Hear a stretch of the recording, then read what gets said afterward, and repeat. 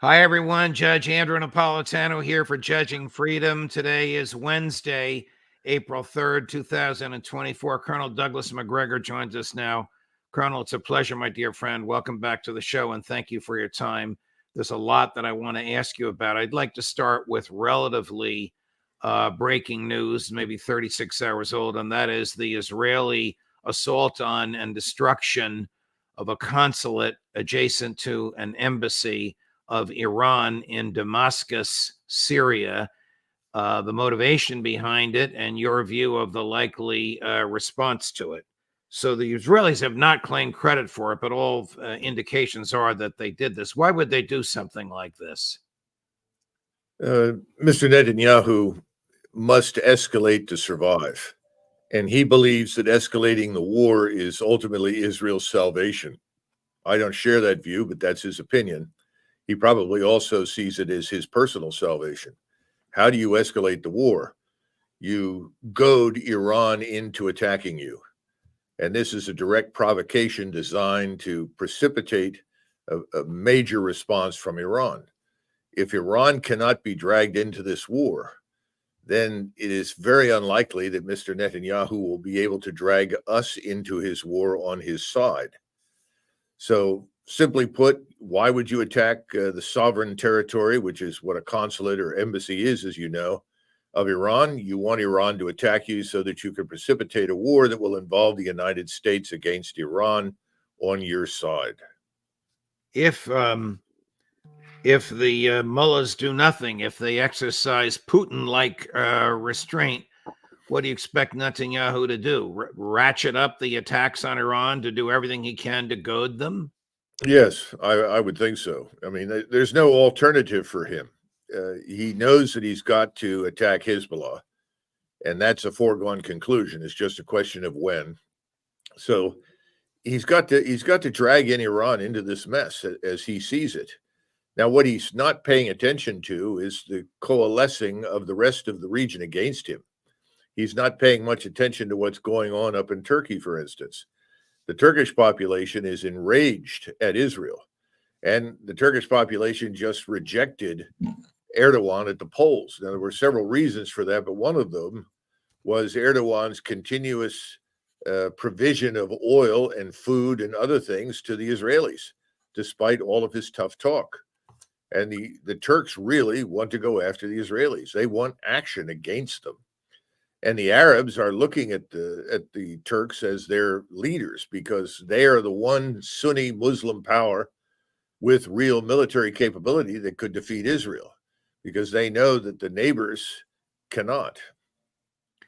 If Iran attacks Israel, if Iran engages in a war for Israel, that's not a pinprick tit for tat, but a serious war, wouldn't you expect Russia to come to Iran's side? And wouldn't this effectively, thank you, Prime Minister Netanyahu, commence a regional war, almost World War III?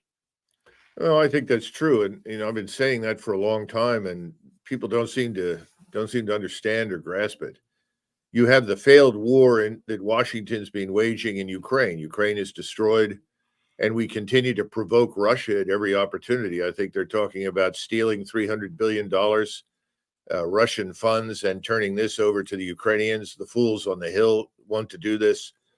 This kind of behavior makes it inevitable that if we become involved in a conflict with Iran, that the Russians will come to the aid of Iran. There's no question about it. They've deployed forces down into the Red Sea. Their submarines are already in the Indian Ocean and the Red Sea, and they have forces in the Mediterranean. So it's a foregone conclusion that if Mr. Netanyahu is successful and we are dragged into this, we will end up fighting with the Russians directly. Talk to me about the rage that you mentioned a few minutes ago, Colonel. Is it of such a magnitude that leaders in the area, Turkey, Iran, Jordan, may feel pressured into doing something lest something happen against their will? Oh, absolutely. This is already true in Egypt and Jordan. And I would argue Saudi Arabia, the Emirates are all under pressure. The elites in the region are under tremendous pressure. And if they don't act, they all stand an excellent chance of going away. General Sisi has tried, as many others, to be on both sides of the fence. On the one hand, he's tried to speak out against what the Israelis are doing, but he's had to renegotiate his enormous national sovereign debt. He's needed our support for that. He wants to keep the United States on side. How much longer that goes on is hard to tell, because the Russians and the Chinese may well step in and offer to help him, which would then grant him some freedom of maneuver vis-a-vis Israel. Then you have the Jordanians, and the Jordanian king is hanging on, I think, by his fingernails. He's a very competent man. He's a brilliant leader. He has negotiated the troubled waters of the region with great alacrity. I don't think he wants in any way, shape, or form to be at war with Israel, but he has over 1 million, enraged Palestinians who want to attack Israel, and I don't think he's going to have much longer to stave it off. I think he's in a very, very sensitive position. Everybody comments about how lawless, but also how smart Benjamin Netanyahu is. He's a survivor. How dumb was it for the Israelis to follow for an hour and a half a truck with food workers, and then to use 3 missiles to kill 7 people, including an American in that truck? Talk about enraging the public. That's resonating even over here, Colonel. Well, this is one of the things that reached the American people, and the American people were disturbed by it. But this is not new. These instances of operators of unmanned aerial systems tracking and then killing people who, frankly, were simply in the open, had nothing to do with the enemy per se, Hamas or anything else, are frequent. These things have happened very frequently, and I think it's becoming increasingly clear that this is an exercise in casual murder at the whim of the Israelis. And the Israeli leadership, remember, they made it very clear from the beginning that Gaza is full of enemies. If you're in Gaza, you're probably an enemy. They're not going to stop their soldiers from killing anyone, and they're certainly not going to stop the Air Force or the operators of these unmanned systems from killing anyone. Here's a cut from an Australian television station lamenting, and including a clip from Prime Minister Albanese of Australia, lamenting the death, the murder of one of those 7 food workers. A direct hit from a targeted drone strike, straight through the charity logo that was meant to ensure those inside were protected from harm. 3 vehicles, 7 aid workers obliterated, among them Australian Zombie Frankham. Hey, this is Zombie from World Central Kitchen. The 43-year-old's death now the centre of a new diplomatic war with Israel. This is completely unacceptable. Prime Minister Anthony Albanese in a 20-minute early morning call with his Israeli counterpart. I expressed Australia's anger and concern at the death of Zombie Frankham. The killing summed up in 2 words by Foreign Minister Penny Wong. Outrageous, and they are unacceptable. Prime Minister Benjamin Netanyahu admits Israeli defence forces were responsible, but claims it was unintentional. This happens in wartime. We are thoroughly looking into it and will do everything to ensure it does not happen again. 3 of the victims were from the UK, 1 a joint US-Canadian citizen, another from Poland, and a Palestinian local driver. He was buried overnight. The missiles were launched from a Hermes 450 drone. The Israeli military telling local media they believed an armed Hamas terror suspect was with the aid workers at the time. The convoy was hit as it left the charity's warehouse in Deir al-Balah after collecting more than 100 tons of food aid delivered to Gaza by sea. 3 precision strikes over a 2.5-kilometre stretch as they tried to outrun the drone. The IDF... No way this was a mistake, Colonel, no matter what Netanyahu says. Nobody believes him anyway. Nobody in the West. Well, I shouldn't say nobody in the West. Biden and that crowd believe him. Admiral Kirby believes him. They continue to justify what he does.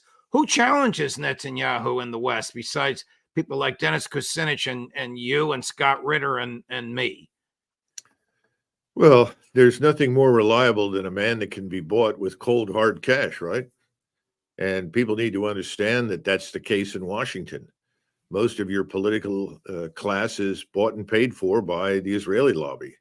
They're not going to jeopardize their positions, their income, their access under any circumstances. The other point I would make here, though, that Americans don't seem to understand, I don't think a lot of people do, he called it a war zone. Well, it is, but it isn't. It is and it isn't. First of all, Hamas does not have an integrated air defense system. Hamas is organized, and they're obviously tenacious fighters, but they're not an army. They have rockets, and they use them, and they fire them when they can, but it's a minimum of fire support. And finally, they don't have any naval forces. So you're dealing with essentially guerrillas that, yes, they do swim inside the population, but normally we don't annihilate the entire population on the grounds that it contains a few guerrillas. That's collective punishment. We don't engage in that kind of thing. The bottom line is that this fog of war argument, it wasn't clear. We didn't know. I don't think that's legitimate in this sense at all. Certainly not in this case. Remember, the Israeli troops opened fire on some of their own people who had actually escaped custody and were trying to reach them. This was very early in this entire war, and they were very trigger happy, and they killed their own people. It was only when they finally got close enough to see who they were, they realized they'd killed Israelis. So this is a sort of a free fire zone in the worst sense of the word. It reminds me a lot of Vietnam and some of the things that we did there. Colonel, when Netanyahu says, and he says it repeatedly, that he wants to eliminate Hamas, he said recently he thinks it can be done in a couple of weeks. Isn't Hamas an idea? Isn't it impossible for him to eliminate Hamas? Well, I made that comment early on that killing an idea is much more difficult than killing people.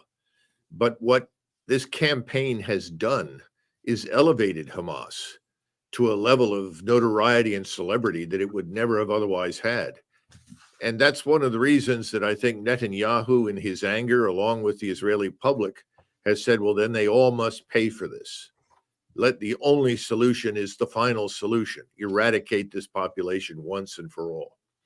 Hatred has taken over. Emotion has taken over. There is no rational calculus unless you want to judge plans for the annihilation of Arabs in Gaza, in the West Bank, and potentially southern Lebanon as a rational calculus. I think that's simply where we are. By the way, to get back briefly to the Iranians, I think it's important to understand that over the last 5 or 6 weeks, we've heard nothing out of these so-called Iraqi and Syrian Shiite militias. They've gone quiet. They had been attacking us. I think now, after this strike on the consulate, we're likely to see them stir once again and begin attacking us as well as the Israelis if they can do it. Do you think the Iranian government has restrained them?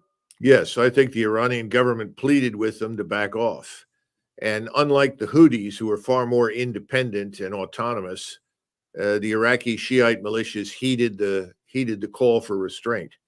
I think that restraint will now end, and they'll probably work very, very hard to attack us and, as I said, the Israelis in whatever way they can. I don't think you're going to see a deliberate counterstrike from Iranian soil because, again, the Iranians don't want a war. This is the thing that has to be understood. Nobody in the region except the Israelis and the United States are enthusiastic about the war. If the Iranians give Netanyahu his war, how powerful is the Iranian military and how modern is its arsenal of offensive weaponry? Well, remember the Iranian army, the ground force, is very small. And the Republican or Revolutionary Guard Corps is really a special operations and special forces element. They go out and work with the various Shiite groups and organizations. They've helped to train and equip these Shiite militias, but they're not really capable of taking the field against the Israeli Defense Force. And frankly, it's too far away. They don't have the logistical infrastructure to sustain anything. Iran's trump card is this arsenal of rockets and missiles, primarily theater and tactical ballistic missiles, but also cruise missiles. And they can reach virtually any target inside Israel. And if they were to attack, I think they would unleash everything. Because once you begin trading missile strikes, restraint doesn't make any sense. You end up in a position where you either use it or you lose it.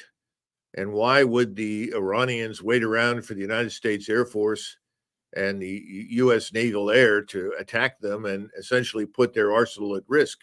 If they're compelled to fight, I think they would probably launch massive, massive strikes. Now, the other thing is that they're well prepared. They have dispersed a lot of their capabilities. They have dispersed command and control. Even if we destroy much of the command and control, it will still persist. It's very redundant. And so I think it could turn into a long war. The people, of course, who will suffer most are the Israelis at home and the Iranians inside Iran, because Iran's a desert country. I'm sure they will attack water supplies, water purification plants, water distribution points, energy distribution, this sort of thing. And that will have a catastrophic effect on the Iranian populace. That's something the Iranian leadership doesn't want.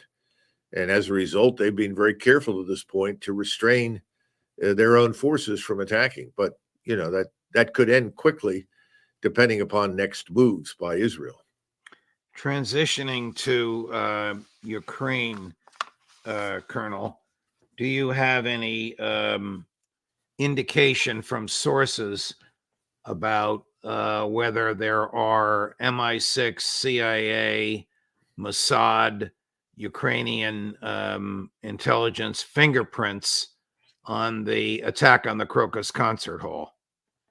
Well, I'm hearing a variety of things. I don't have concrete, substantive evidence. I'm hearing people tell me that, yes, we've had a hand in this. Now, what does that mean? Does it mean that we provided some training, that we encouraged the Ukrainians to do this? It seems unlikely that the SBU, the Ukrainian secret police, and their own sort of branch of special forces would have undertaken something like this without US, UK knowledge or backing. I guess it's possible, but it seems unlikely to me. So in that sense, I think it's real. And again, you know, they attacked within the last 24 hours. They managed to attack with a drone, an oil refinery. These are the actions of a dying organization, a dying state, a dying regime. And I think they're very desperate. And I'm sure that we're providing them with whatever intelligence we can that will make these strikes, will magnify the effects of these strikes, because they desperately want the cash that is being discussed on the Hill right now. And apparently Speaker Johnson, predictably, given his background, is now saying he's going to support this and steer this through the Congress. And what will happen to that cash? 2/3 of it will stay right here in the United States, going to the military-industrial complex. A chunk of it will go into Zelensky and his buddies' pockets. Will they ever actually get any equipment that will help them? And help them to do what, Colonel? Just delay the inevitable, which is the demise of their country and their government. I think what is building right now on the Russian side in terms of offensive military capability at a number of points headed and pointed towards the west, from Kherson all the way up to Kharkov, suggests that there will be not much left for the Ukrainians to equip and support. I think the end game is now upon us. And if you look at the ground over there, it needs another week or two to firm up so that it can take the large armored forces that the Russians are going to launch. But at the same time, most of the Ukrainian air defense, much of the energy infrastructure, the grid, the plants that produce power, these things have been attacked very effectively. Lots and lots of towns are blacked out. And now we see Ukrainian civilians who figured out the handwriting is on the wall and they're leaving. Kharkov is being abandoned. I would not be surprised to see this happen in other cities. Now, in some cases, people who are Russians will probably temporarily leave until the Russians come back and then they'll return. But those who are first and foremost Ukrainians, they will leave and they will not be back because they know that this time the Russians will not leave.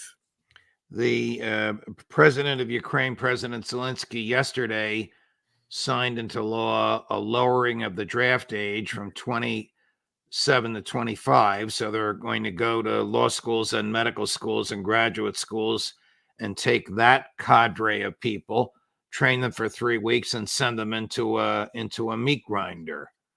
I guess, Colonel, there's no realization of the desirability of a negotiated settlement. How can they not understand how desperate they are? Before you answer that, the head of the General Stoltenberg wants to put Secretary General Stoltenberg wants to put together $100 billion loan to give to Zelensky. What's he going to do with it? I think that the globalist elites that are ruling the states in Europe, in Western Europe primarily, are unwilling to admit the truth because they know if they admit the truth, they'll be held accountable at the ballot box and they will lose. I think they're going to lose anyway. But when the truth comes out, they've had it because they've also committed suicide economically, as you know, by rejecting cheap Russian energy and turning to us for expensive energy and to other means, believing that the future consists of windmills and solar panels. There's no future for windmills and solar panels. That's a lot of nonsense. Civilization needs a lot of cheap, effective energy. You're only going to get that from coal, oil, gas, and nuclear power. But they're going to persist in this fantasy as long as they can. They have nowhere else to go. The other thing that's interesting to me with the Ukrainians in this last-ditch effort to bring people into the military is that it mirrors something that's happening here in the United States. I mean, you've seen the announcements. The Army, the Air Force, the Navy, they want retirees to return. So I don't know what the age limit is, but I think it's under 50. And, how many of these retirees want to give up their retirement to come back on active duty? How are they going to entice them? I don't know. There may be bonuses involved, perhaps promotions, but we're not much better off. And we haven't even been to war. That's the thing Americans need to understand. I mean, the Ukrainians have been slaughtered. So they're on their last legs. We're not.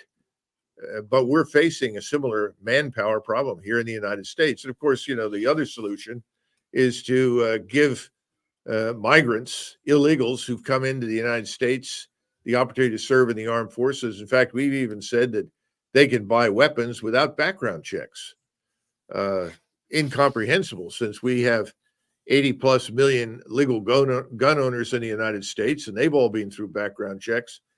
Why we would sell an illegal a gun under any circumstances is incomprehensible to me. But everything seems to be designed not only to destroy Russians and to bankroll, the final solution for the Arabs that live in and around Israel.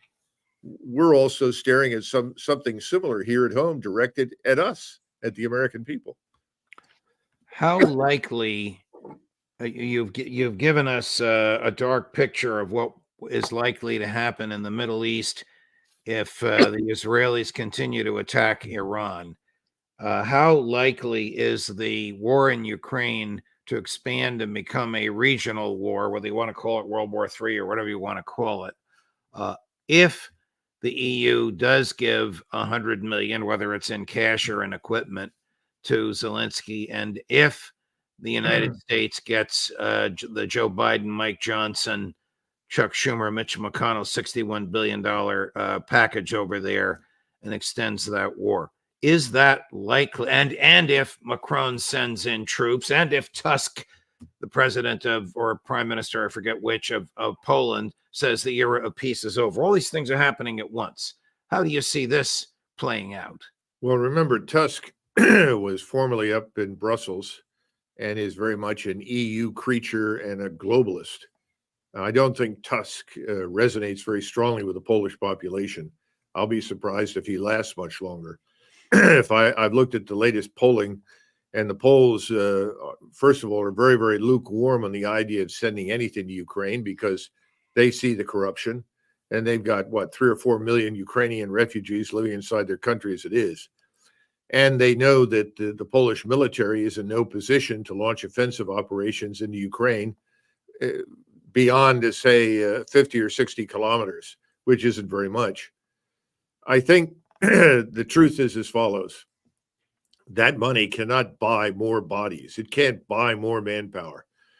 The European forces are boutique organizations. They're small. They're designed, in the case of the French, for operations in North Africa, the British for operations in places like Belize or potentially Cyprus.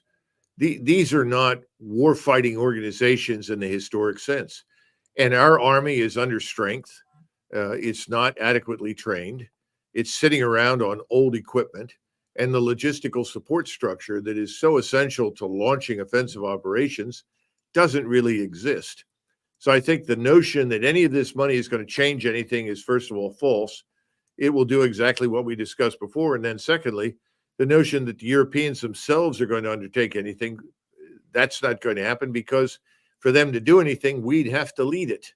And we're not going to do that because we can't. The whole thing is a farce. It's a bad joke. It is foreshadowing the end of the European Union, I think, and the end of the North Atlantic Treaty Organization, all to support this mindless, impulsive war against Russia, utilizing the Ukrainian people and their country as cannon fodder. It's a tragedy. It doesn't make any sense. But then again, I think that we have perhaps the most ill-equipped, ill-prepared people in the history of this country running our foreign and defense policy, as well as our domestic agenda. They don't live in the real world. They're in a bubble in Washington. I run into people all the time that say, there's no economic crisis. There's no problem. We can continue to print money. And all you have to do is use your head and understand that every 100 days we add another $1 trillion to the national sovereign debt. But that doesn't make any difference because we dominate the world financially. Well, that's changing. And now that Moscow has the lead in the BRICS, and that BRICS organization is growing rapidly, I think you're going to see a move to gold-pegged currency in much of Eurasia. And as that develops, the dollar is going to be reduced in importance and essentially expelled. The future is grim. And these people in Washington don't get it. And they are actually, through their decision-making, making things worse with each passing day. I just hope there's enough of us left by the time this election occurs to make any difference. And again, given the millions of people pouring into our country about whom we know nothing, who may well be organized to vote illegally in the coming elections, one wonders what's left of the republic. I mean, that's how bad it's gotten, Judge. And of course, you know this better than I do. Well, I know this because people like you educate me. Last question, another part of the world, and this is consistent with what you just said. Why are 2,000 Marines on Kinmen Island off the coast of Taiwan engaged in war games with Chinese troops, Taiwanese troops? What the hell are they doing there? That's a damn good question. Taiwan just suffered a terrible earthquake, by the way. And I think the Taiwanese would benefit from humanitarian aid that we provide, but not from the presence of the U.S. military. We've also put some special operations forces on islands that are just offshore of China, but belong to Taiwan. Again, we seem to be doing everything in our power to provoke the Chinese into taking rash action against us. I don't understand why. It doesn't make any sense to me. But, there are a lot of people in the United States who buy the argument that China represents a great threat. And I talk to people all the time about, if you think the Chinese are responsible for all the things that are wrong inside the United States, well, the easiest solution is to close your borders and control the population that's coming into the country. We have thousands of military-aged Chinese men coming in here. We have Chinese with suitcases full of cash trying to buy up our agricultural sector. Those things we can deal with, and we can stop that quickly. There's no reason to go to war. But again, perhaps this is a distraction. But the more that I see of the behavior of the people in the White House and on the Hill, there is no coherent strategy. So the notion that there's some great conspiracy, there's some end point, doesn't make any sense, because the end point is just disaster. The only thing that we have done since November of 2020 is cultivate the emergence of more groupings and alliances of powers against us. We are as much a pariah now in most ways as Israel is. And this isolation is a catastrophe. And it's interesting that the globalists call anyone who disagrees with them an isolationist, yet they are the very cause of our isolation. The downturn in our economy, the destruction of the rule of law, our open borders, and our failures in Ukraine, and the fact that no one wants to be in the United States military at this point. A dark and gloomy portrait, but I regret to say a factual one, and courageously presented. Thank you, Colonel. Thank you for your time. Thank you for your thoughts. Thank you for your insight. Great. Thank you, Judge. Okay. See you again soon. Coming up this afternoon at 2 o'clock Eastern, Connor Freeman, and at 3 o'clock Eastern, our old buddy, Phil Giraldi. Judge Napolitano for Judging Freedom.